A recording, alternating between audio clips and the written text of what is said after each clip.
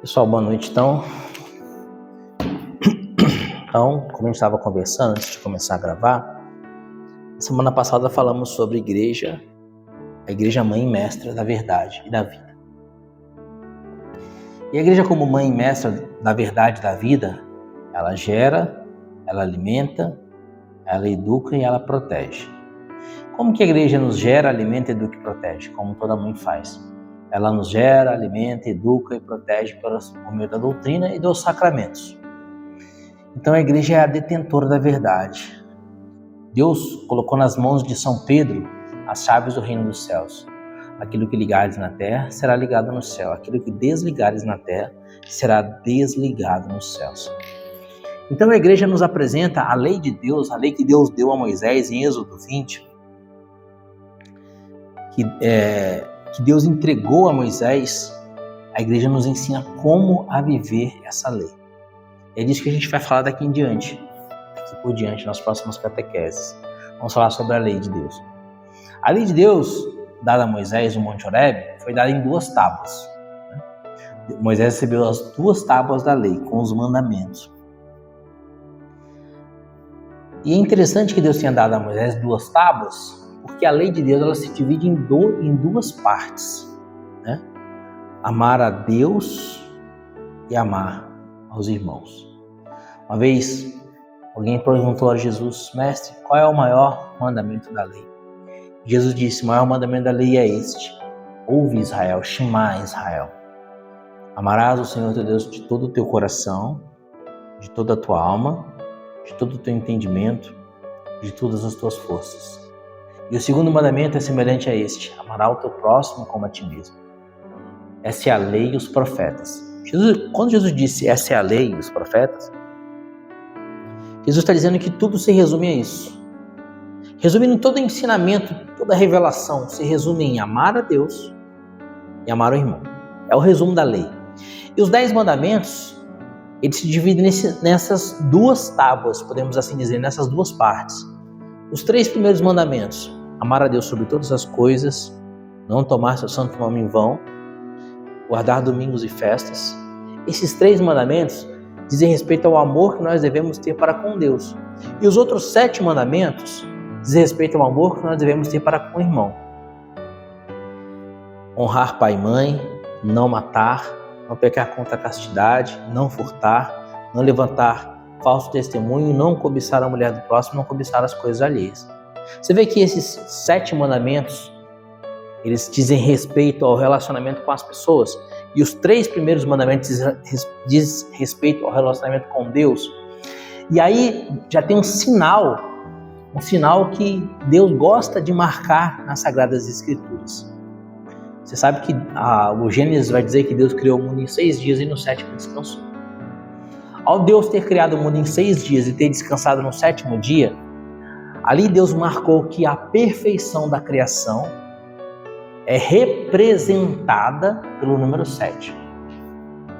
Então, quando Deus quer mostrar nas Sagradas Escrituras, na Bíblia Sagrada, algo que é perfeito, conforme aquilo que Ele sonhou, conforme aquilo que Ele projetou para a sua criação, Ele assinala isso com o número 7. Quais são os mandamentos com relação ao amor ao irmão? São 7. E assim Deus mostra que, vivendo esses mandamentos, seremos capazes de amar com perfeição o irmão. Se vivemos na plenitude desses mandamentos, são 7 mandamentos. E com relação às coisas que são próprias de Deus, aquilo que podemos dizer assim, entre aspas, o rosto de Deus nas Sagradas Escrituras. O número 3. Quando Deus quer mostrar que aquilo é próprio dele, que aquilo é divino por excelência, ele assinala com o número 3. Quando Deus visitou Abraão e disse que ele teria um filho, Sara se riu na tenda, porque ela já era idosa e já estava na menopausa há muito tempo. E foi exatamente isso que ela pensou: nossa, eu estou na menopausa há décadas, como é que eu vou ser mãe agora? E o Abraão já está idoso. E ela riu. E aí os anjos disseram: porque você riu, o nome do menino será Isaac, me deu motivo para rir. Quando Deus visita Abraão e Sara naquele dia, Ele visita Abraão e Sara por meio de 3 anjos. 3 anjos. Por que 3 anjos? Para mostrar que era uma visita de Deus. Jesus se revela como o Deus Filho.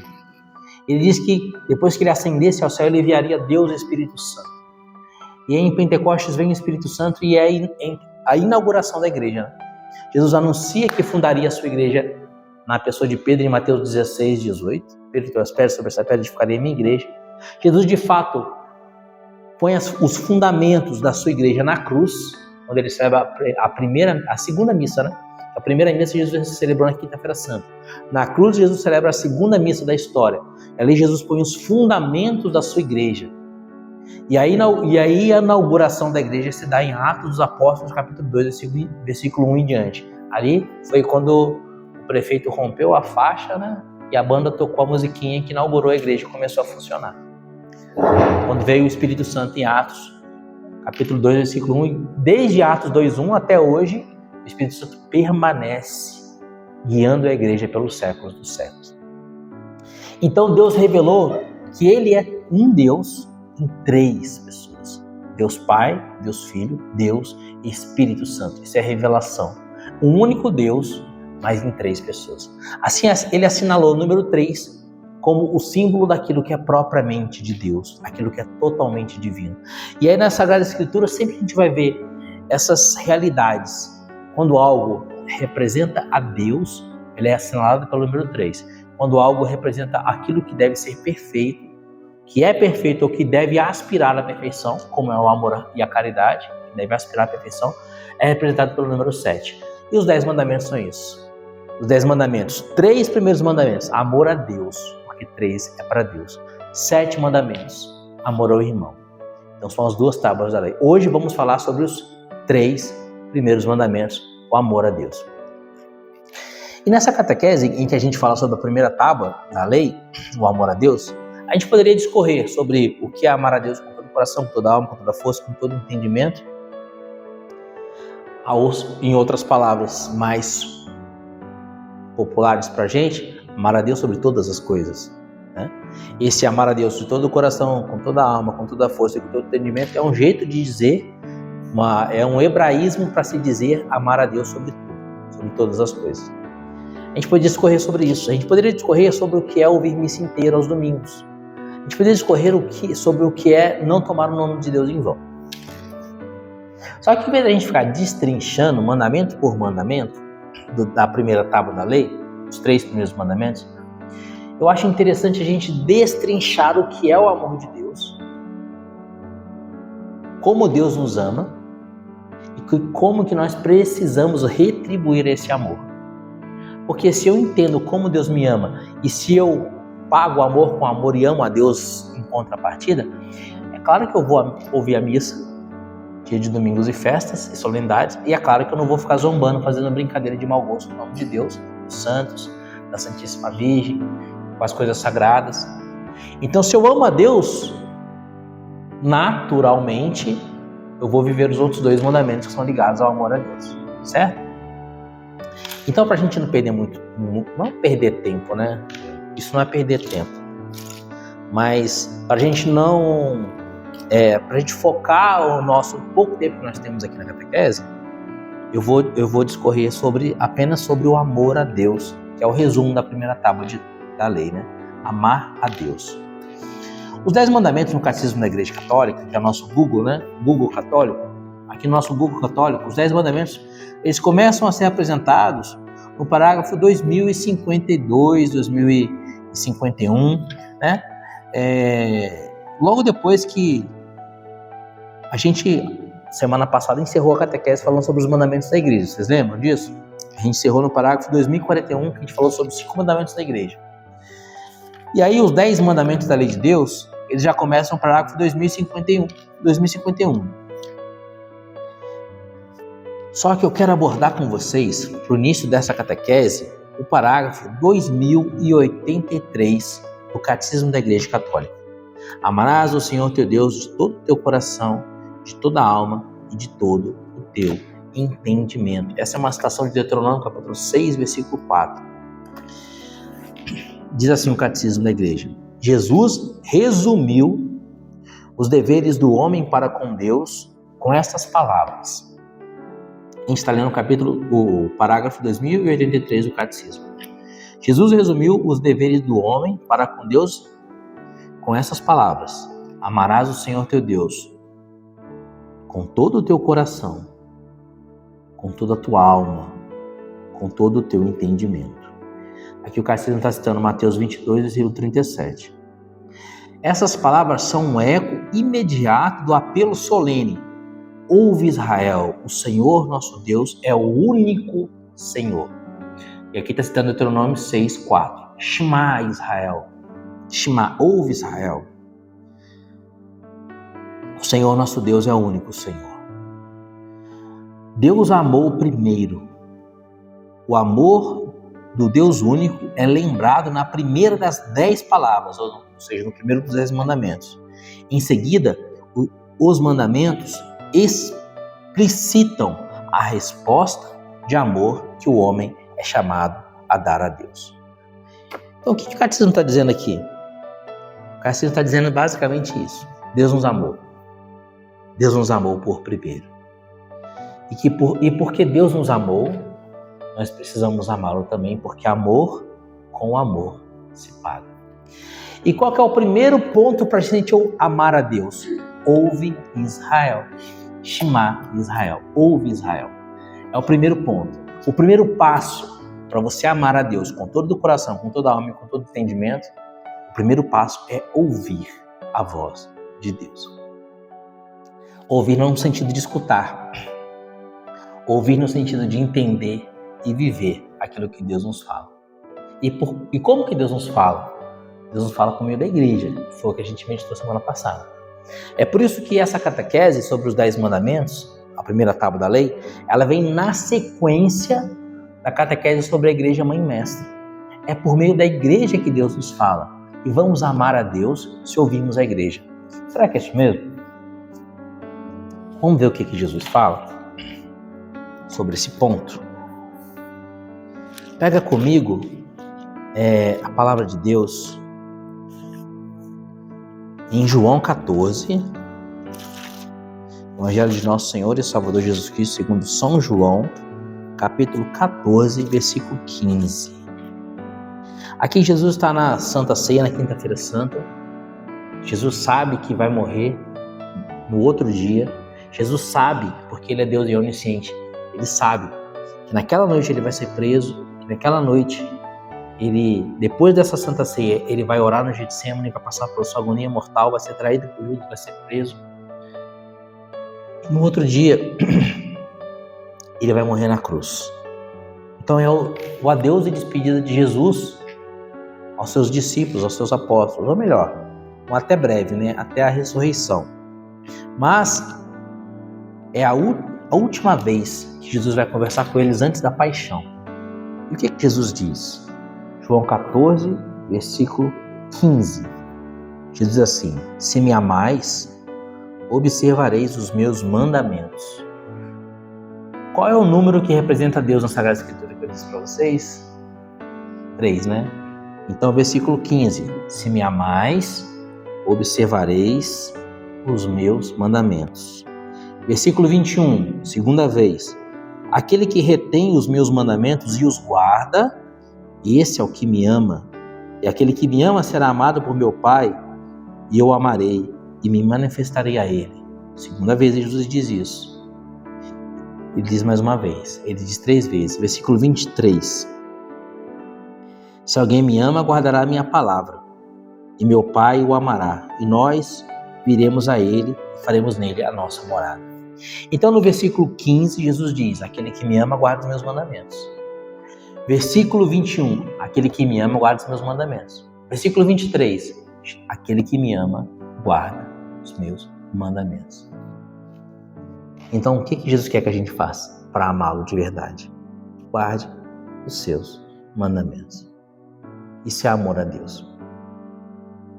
Isso é amar a Deus. É isso que consiste o amar a Deus, em guardar os seus mandamentos.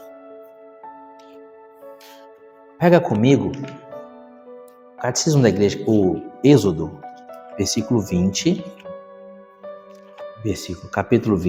Êxodo, capítulo 20, versículos de 2 a 5. Êxodo, capítulo 20, versículos de 2 a 5. O que vai dizer a Sagrada Escritura? Então a gente entendeu que amar a Deus é guardar os seus mandamentos, certo? E eu disse para vocês que guardar os mandamentos de Deus, ou seja, amá-lo, é obedecer à igreja. Porque a igreja é mãe e mestra de vida, aqui e vida eterna, certo? Mas às vezes, muitas vezes, seremos questionados se de fato, se de verdade, a igreja guarda os mandamentos ou não. Vocês já foram questionados por isso? Por exemplo, por que você tem imagem se Deus proíbe ter imagens? Algum protestante já fez esse questionamento para você? Por que vocês têm imagem de santo se Deus proíbe ter imagem de santo? Então a igreja me fala para ter imagens religiosas, mas Deus fala que não é para ter imagem religiosa.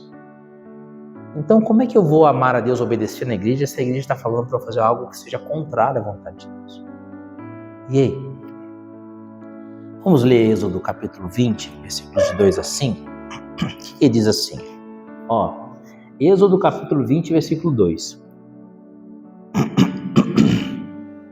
Eu sou o Senhor, o teu Deus, que te tirei da terra do Egito, da casa da servidão. Não terás outros deuses diante de mim. Não farás para ti escultura, nem figura alguma do que há em cima no céu, e do que há embaixo na terra, nem do que há nas águas debaixo da terra. Não adorarás tais coisas, nem lhes prestarás culto. Eu sou o Senhor teu Deus, forte e zeloso, que vinga a iniquidade dos pais nos filhos, até a terceira e quarta geração daqueles que me odeiam. E aí, povo de Deus? E agora? Se a igreja é a mestra da verdade, se eu vou guardar os mandamentos, ou melhor, se eu vou amar a Deus guardando os mandamentos, e se para guardar os mandamentos eu preciso obedecer à igreja, como então que eu me concilio com essa palavra de Êxodo 20 aqui? E aí? E se hoje um protestante apresenta para você esse Êxodo 20 e fala assim, vocês têm imagem, não pode ter imagem.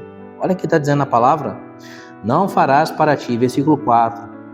Não terás outros deuses diante de mim, versículo 3. Não farás para ti escultura nem figura alguma do que há em cima no céu, do que há embaixo na terra, nem do que há nas águas debaixo da terra. E aí? Pode ter imagem ou não pode? E aí, Larissa, pode ter imagem? Tem outra passagem que fala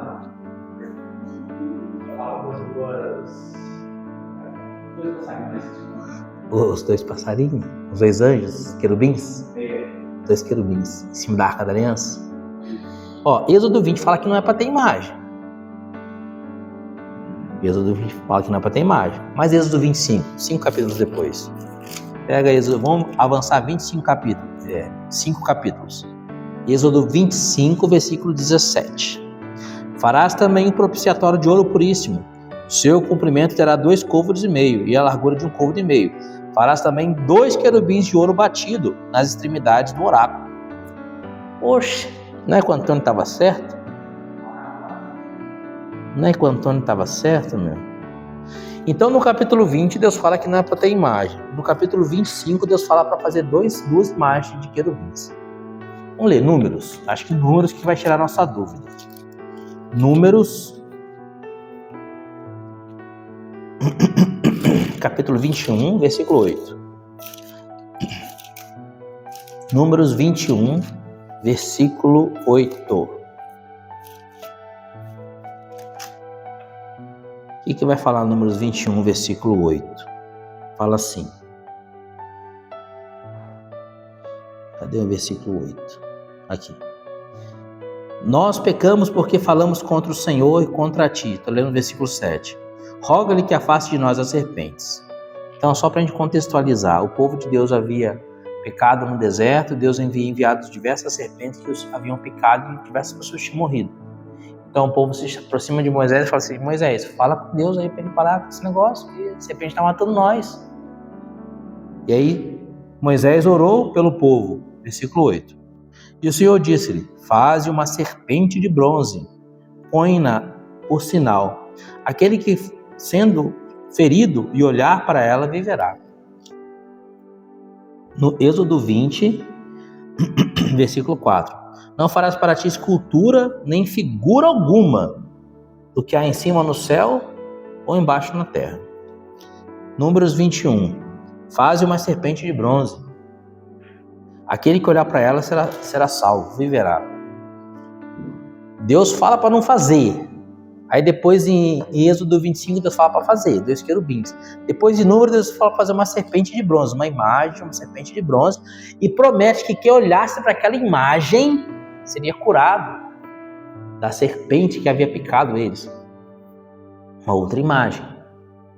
Vamos avançar um pouquinho na Sagrada Escritura, para ver se Deus muda de ideia. Até agora ele não tem mudado de ideia, né? 1 Reis, capítulo 6, versículo 23. 1 Reis, capítulo 6, versículo 23. O que fala? Está falando do santuário feito por Salomão, o primeiro templo erigido por Deus verdadeiro, Deus de Abraão, Isaac e Jacó. A primeira igreja da história. A primeira igreja para o Deus verdadeiro. O que tinha nessa igreja? Pôs no santuário 2 querubins feitos de pau de oliveira, de 10 côvados de altura. 2 imagens religiosas de 2 anjos de madeira, de 10 côvados de altura. Grandes, inclusive. Então, a primeira igreja tinha 2 imagens religiosas, de 2 querubins. 1 Reis 7, 28. O que fala? 1 Reis 7, versículo 28. Fala assim. Vou pegar o versículo 25. E o mar estava assente sobre 12 bois, 12 imagens de bois. 3 dos quais olhavam para o setentrião, 3 para o ocidente, 3 para o oriente. Então, no versículo 25, tinha 12 imagens de bois. Versículo 29. Entre as coroas de festões havia leões, bois, querubins, ou seja, um monte de imagem. Versículo 31b. Nos cantos das colunas havia várias, olha só o que vai dizer o versículo 31. Nos cantos das colunas havia várias esculturas, ou seja, várias imagens. E os interlocutórios eram quadrados e não redondos. Versículo 36. Lavrou também nas superfícies que eram de bronze e nos cantos querubins, leões, palmas de acordo com o espaço livre.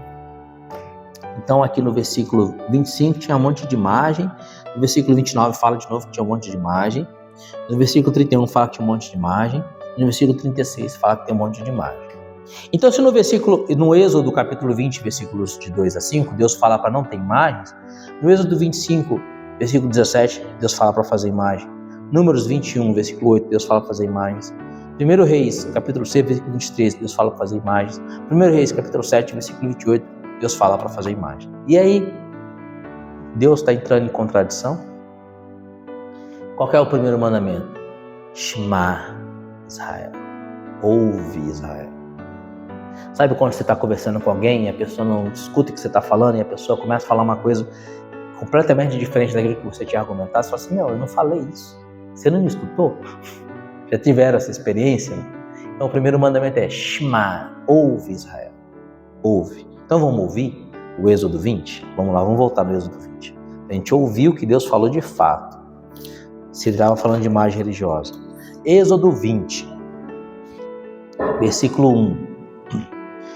E o Senhor pronunciou todas essas palavras. Eu sou o Senhor, teu Deus, que te tirei da terra do Egito, da casa da servidão. Então Deus está falando para o povo de Israel. Não existe outro Deus, eu sou o único Deus. Eu sou o teu Deus. Então, Baal não é Deus. Aserá não é Deus. Nada disso existe. É tudo ilusão do demônio. Eu sou o único Deus. Isso que o Senhor está falando. Aí ele vai dizer no versículo 3. Não terás outros deuses diante de mim. Então ele dá uma ordem. Não é para vocês ter outros deuses. E como que eram esses outros deuses dos povos pagãos? Como que eles faziam esses outros deuses? Eles pegavam imagens de bronze, de ouro, de madeira e falavam, essa aqui é o meu Deus. Esse aqui é o meu Baal. Essa aqui é minha Aserá. O meu Deus é essa imagem aqui. E assim eles prestavam culto para aquela imagem. Faziam uma imagem de Moloque e falavam, esse aqui é o meu Deus, Moloque. E em homenagem àquele falso Deus Moloque, que era uma imagem, eles matavam crianças e derramavam sangue diante daquela imagem. Porque eles não entendiam que aquilo era uma imagem religiosa que representava Moloque. Não, eles entendiam que aquilo era o próprio Deus Moloque. A imagem era o próprio Deus. A imagem era o próprio Baal. A imagem era a própria Aserá.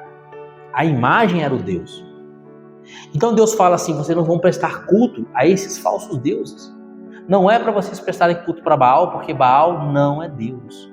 Não é para vocês prestarem culto para Aserá, porque Aserá não é Deus. Não é para vocês prestarem culto a Moloque, porque Moloque não é Deus. Eu sou Deus e ninguém é Deus além de mim. É disso que o Senhor está falando. Ele vai dizer, não, olha que é muito claro. Versículo 3, não terás outros deuses diante de mim, não os farás para ti escultura, nem figura alguma do que há no céu e do que há debaixo na terra, nem que há nas águas debaixo das águas. Não adorarás tais coisas, nem lhe prestarás culto. Eu sou o Senhor teu Deus, forte e zeloso, que vingo a iniquidade dos pais nos filhos, até a terceira e quarta geração daqueles que me odeiam. E uso de misericórdia até 1000 gerações com aqueles que me amam e guardam os meus preceitos. Então o que Deus está falando é que não é para você prestar culto para os falsos deuses. Então, o texto fora do contexto vira pretexto para você dizer alguma coisa que você quer. Então Deus não se desdiz, Deus não entra em contradição. Ele não é um homem, ele é Deus. Então Deus não ia falar no versículo Êxodo 20 que não era para ter imagens, depois Êxodo 25, Números 21, 1 Reis 6 e 1 Reis 7, falar que é para fazer imagem. O problema não é a imagem religiosa, que representa um santo, uma imagem religiosa que representa as 12 tribos de Israel. Por exemplo, aqueles 12 bois que estavam no mar de bronze, representam as 12 tribos de Israel. Era assim que era o primeiro templo. Os 2 querubins em cima da Arca da Aliança representam que a Arca da Aliança trazia algo que estava no céu, algo do céu, que era as tábuas da lei e o maná. Então as imagens do templo de Salomão representavam alguma coisa. A serpente de bronze levantada numa haste que salvava aqueles que eram picados pela serpente era uma prefiguração de Cristo pregado na cruz. Na cruz, Jesus é a serpente de bronze. Ou seja, o pecado é o veneno que havia sido inoculado em nós, como aquele povo de Deus no deserto havia sido picado por aquelas serpentes, o veneno havia sido inoculado neles, o pecado foi inoculado em nós. Jesus então se fez pecado por nós na cruz, assumiu sobre si toda a consequência dos nossos pecados, se fez serpente de bronze. Olharão para aqueles que transpassaram, aqueles que olhavam a serpente de bronze eram curados. Então nossas imagens religiosas não são deuses. Ninguém vai olhar para essa imagem de São Francisco que está ali e fala assim, esse é o meu Deus. A gente não chega aqui diante da imagem de São Francisco e faz uma genuflexão para a imagem de São Francisco. Mas quando nós olhamos a imagem de São Francisco, a gente se lembra daquilo que Francisco viveu e como que Francisco amou a Deus. Isso passa a ser para mim um modelo de vida e um caminho a ser seguido. Então é um exemplo. Me lembra da vida de Francisco. Me lembra da vida da Santíssima Virgem. Me lembra da vida de Maria Teresa de Calcutá e assim por diante. Então, queridos, não tenham medo de obedecer à igreja em tudo. Não tenham medo de shema, ouvir a voz de Deus que fala por meio da igreja. Tenham medo, sim, dos falsos ídolos, que às vezes o falso ídolo somos nós mesmos. A gente, em vez de amar a Deus e guardar os seus mandamentos, a gente faz aquilo que a gente quer fazer ou que dá na nossa telha. E quando a gente vira as costas para Deus para fazer aquilo que nós queremos, nós tomamos o lugar de Deus. Assumimos a posição que é própria de Deus e nos tornamos nossos próprios ídolos. Às vezes pelo prazer, às vezes pelo dinheiro, às vezes pelo poder, às vezes pela vaidade. E esses ídolos hoje tomam tantas formas. O demônio hoje introduz no coração dos homens a idolatria de uma maneira muito mais sorrateira do que introduzia na época do povo de Deus. Na época do povo de Deus, o demônio convidava que as pessoas o adorassem adorando Baal. E aquele culto que era oferecido a Baal, na verdade, era um culto ao próprio demônio. O demônio exigia que as pessoas oferecessem sangue de crianças para ele, assumindo o nome de Moloque. Mas no final das contas, aquele Moloque era o próprio demônio. Hoje o demônio faz com que a gente o sirva no dinheiro, nos prazeres e assim por diante. Então, amar a Deus com todo o coração, com toda a alma, com todo o entendimento, com todas as forças, ouvindo aquilo que Ele nos ensina no meio da igreja, porque amor com amor se paga. Isaías, capítulo 43. Devemos amar a Deus, porque Deus nos amou por primeiro. Abra sua Bíblia comigo, Isaías 43. Vamos deixar Deus falar um pouco agora, já que tudo começa no ouve Israel, né? Vamos deixar Ele falar como que Ele nos ama. Isaías 43, versículo 1. O que o Senhor nos fala hoje? Entretanto, eis o que diz o Senhor, que te criou, ó Jacó, que te formou, ó Israel. Não temas, porque eu te remi e te chamei pelo teu nome, tu és meu. Quando passares por entre as águas dos perigos, eu serei contigo, e os rios não te submergirão. Quando andares por entre o fogo, não serás queimado, e a chama não arderá em ti. Porque eu sou o teu Deus, o Santo de Israel, teu Salvador. Eu dei por resgate o Egito, a Etiópia e Sabá. Visto que és de muita estima, precioso a meus olhos, visto que te amo, entreguei homens por ti, povos pela tua vida. Aqui o Senhor está falando que entregou o Egito, a Etiópia e Sabá por nós, porque Ele nos ama, porque és de muita estima, precioso a meus olhos, visto que te amo, entreguei homens por ti, povos pela tua vida. Queridos, aqui em Isaías, Deus disse, entreguei Etiópia, Egito, Sabá por você. Entreguei homens por você, porque eu te aprecio e te amo. Só que agora, como diz o profeta socrático, né? Um plus a mais, né? Um plus a mais. Deus não entregou só o Egito, Etiópia, Sabá, não entregou só homens e nações por mim, não entregou só homens e nações por você. Jesus entregou até a última gota de sangue dele na cruz, quando nós éramos inimigos de Deus. É o que nos vai ensinar São Paulo. Romanos capítulo 5, versículo 8. Romanos 5, versículo 8. Muito mais do que Egito, Sabá, Etiópia, muito mais do que homens, muito mais que nações. Romanos capítulo 5, versículo 8. A palavra diz assim, Romanos 5, versículo 8. Mas Deus manifesta a sua caridade, ou seja, Deus manifesta o seu amor para conosco, porque quando ainda éramos pecadores, então morreu Cristo por nós. Cristo morreu por nós na cruz, quando nós éramos inimigos de Deus. Aos pés da cruz de Jesus estavam a Santíssima Virgem, Maria Madalena, Maria Mulher de Cleofas, João Evangelista e um soldado romano chamado Cássio. Cássio havia prendido Jesus no Getsemane. Cássio havia conduzido Jesus ao pretório. Cássio havia flagelado, participado da flagelação de Jesus. Cássio havia participado da coroação de espinhos de Jesus. Cássio havia colocado um patíbulo de 50 quilos nas costas de Jesus para que ele carregasse. Cássio havia oferecido para Jesus beber uma esponja embebida em vinagre. Você sabe o que é uma esponja embebida em vinagre? Na época de Jesus, quando os soldados romanos defecavam, eles se limpavam com uma esponja. E essa esponja, para que não ficasse fedendo o odor de fezes, ela era embebida em vinagre. E quando Jesus diz, tenho sede, eles dão a Jesus a beber essa esponja embebida em vinagre. Ou seja, é como se eles colocaram o papel higiênico na boca de Jesus. É isso que Cássio faz. Cássio dá a Jesus beber uma Quando Jesus diz tenho sede, ele dá-lhe de beber uma esponja embebida em vinagre. A esponja que eles usavam para se limpar quando eles se defecavam. E quando Jesus morre, Cássius abre o coração de Jesus com uma lança e jorra sobre ele sangue e água.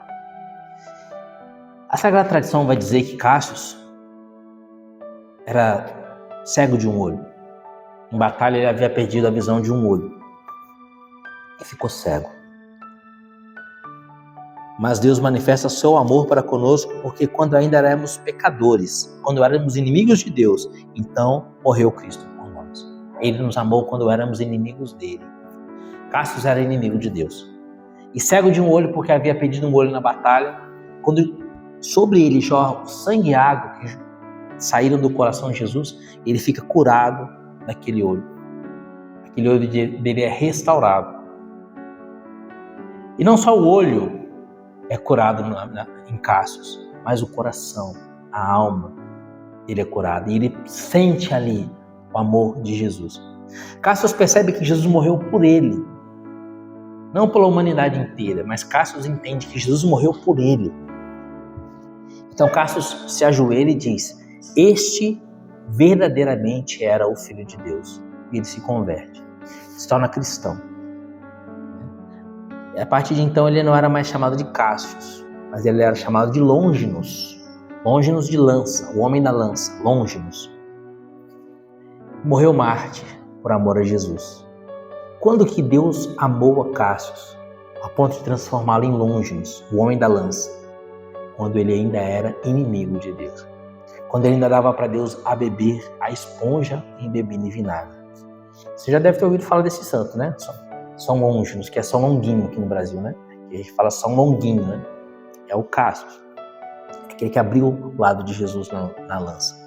Só que nós não somos melhores do que ele. Também nós somos pecadores. E também nos nossos pecados Deus nos amou. Querido, Deus nos amou quando nós éramos inimigos dele, vai dizer São Paulo. Quanto então agora ele não nos ama? E o quanto agora ele não está de braços abertos para nos acolher?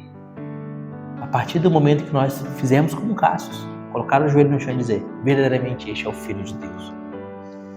Amor com amor se paga. E amar nada mais é do que guardar os mandamentos de Deus. Catecismo da Igreja Católica, parágrafo 2088. Está acabando o nosso tempo. Para encerrar nossa catequese. Catecismo da Igreja Católica, parágrafo 2088. O primeiro mandamento nos manda alimentar e guardar com prudência e vigilância nossa fé, e rejeitar tudo o que se lhe opõe. Há diversas maneiras de pecar contra a fé.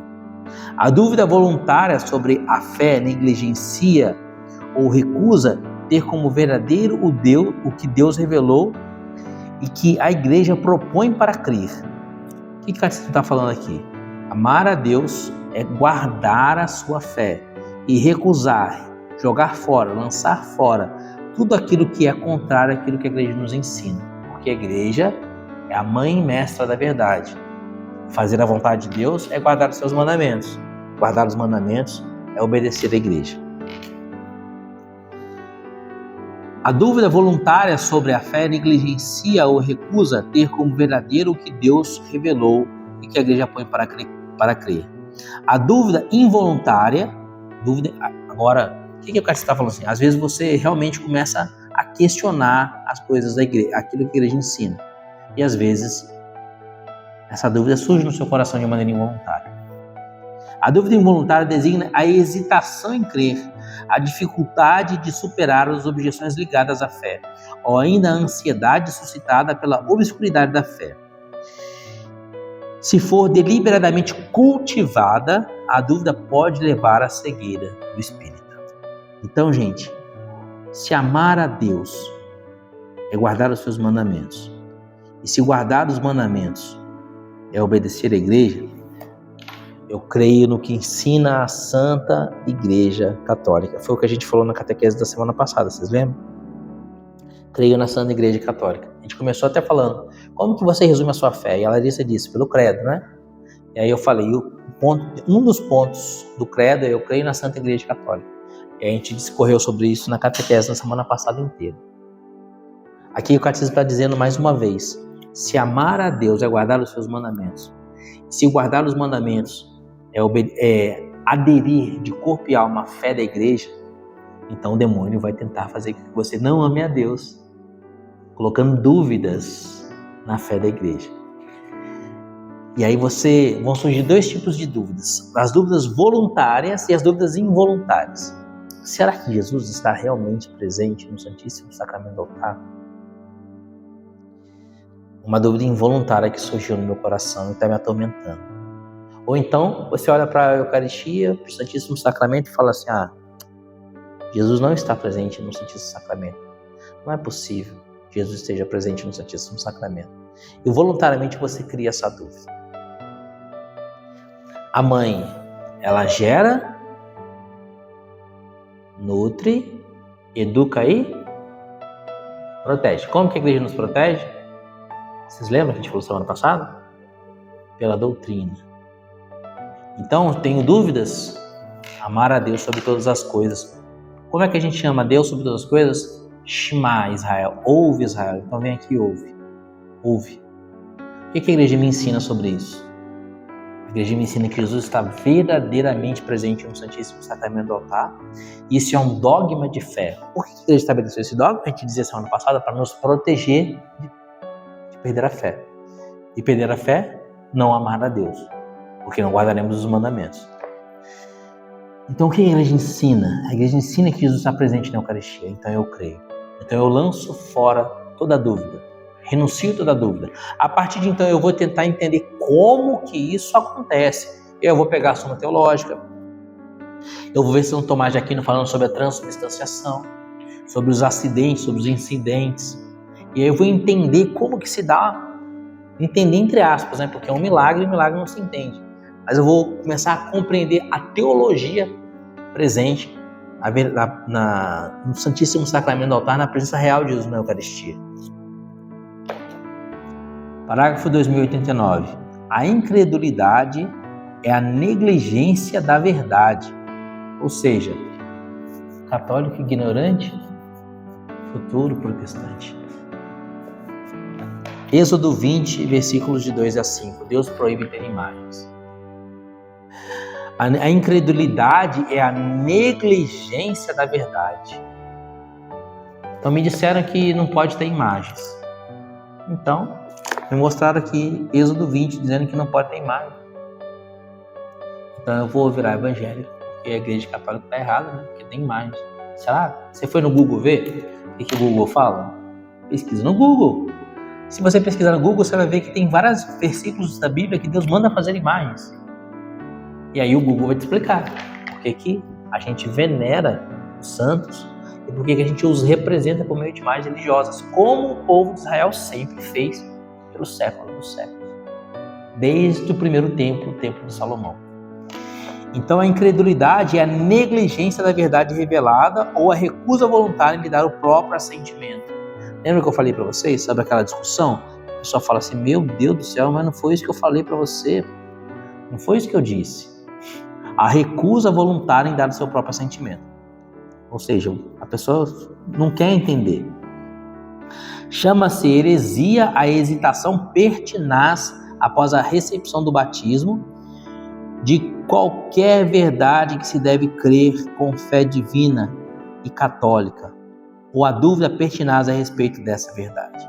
Então, se a pessoa apresenta para você a verdade católica e você diz, continua teimando no erro, você é um herege.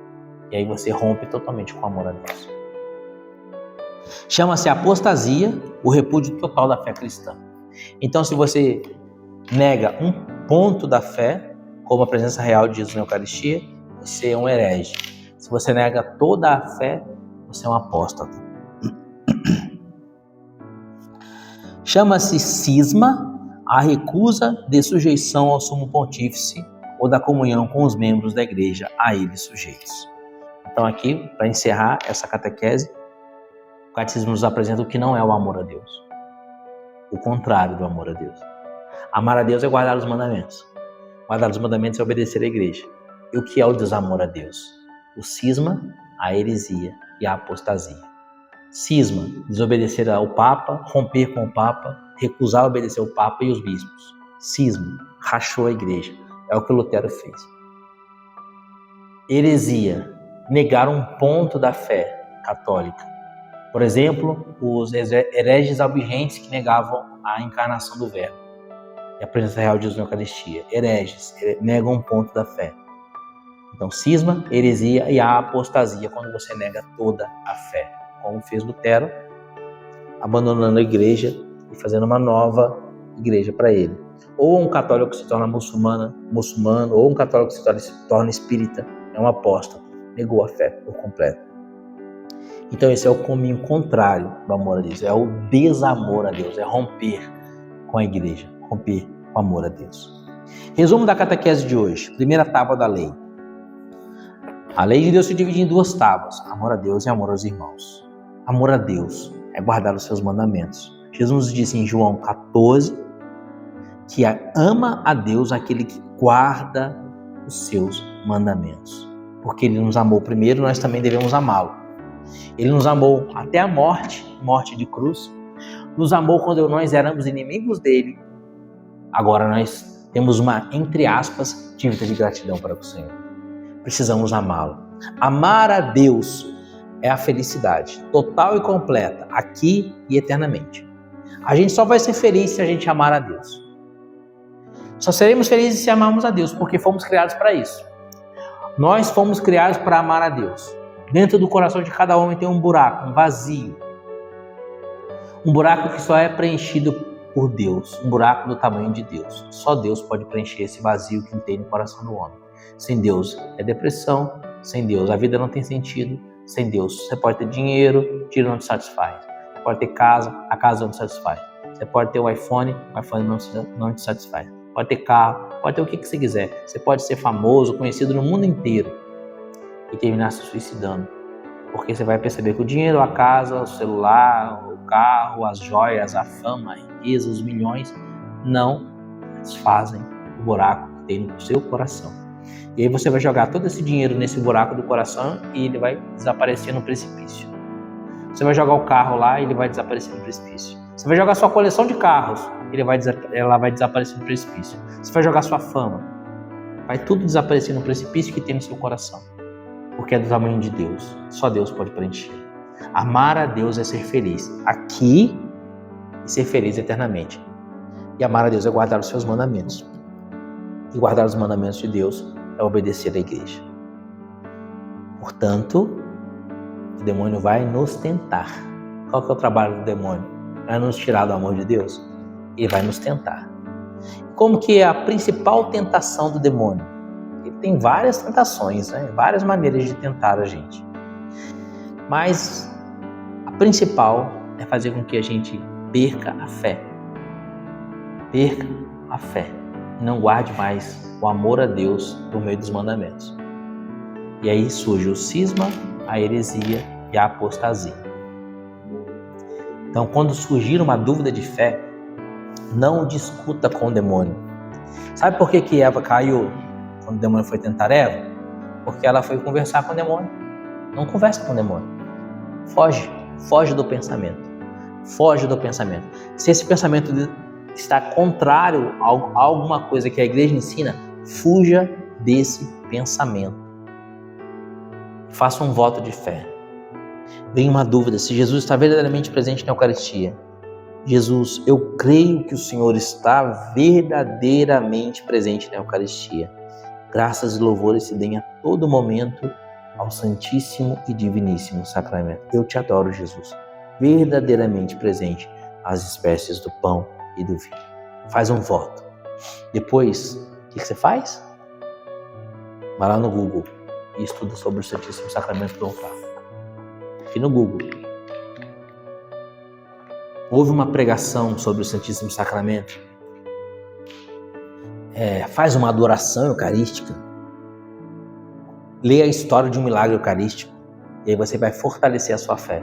Se você percebe que é ali que o demônio está batendo, é ali que você tem que se fortalecer, não é? e assim por diante. Mas não disputa com o demônio. O que é discutir com o demônio? Será que Jesus está verdadeiramente presente? Se você entrou nessa linha de pensamento, você já deu uma abertura gigante para que ele entre com os 2 pés no seu peito e te ataque fortemente. Então, gente, amar a Deus é guardar os mandamentos. Catecismo da Igreja Católica, parágrafo 2088. O primeiro mandamento nos manda alimentar e guardar com prudência e vigilância a nossa fé. Prudência e vigilância a nossa fé. Prudência, foge da tentação de contra-fé. Vigilância, alimenta a sua fé por meio do estudo, da meditação, da oração e do conhecimento. Amar a Deus sobre todas as coisas. Amar a Deus de todo o coração, com toda a alma, com toda a força, com todo o entendimento. Todo o coração, seus sentimentos, amar a Deus. Com toda a alma, aquilo que você é, a sua essência, amar a Deus. Com todo o entendimento, a sua razão, amar a Deus. E com toda a sua força. Por que com toda a força? Para combater por amor a Deus. Combater contra a tentação, com toda a força. E o primeiro passo, Shema, ouve Israel. Então ouve o que Deus nos fala, para que possamos amá-lo. Amém? Glória ao Pai, ao Filho e ao Espírito Santo, como era no princípio, agora e sempre. Amém. Em nome do Pai, do Filho e do Espírito Santo. Amém.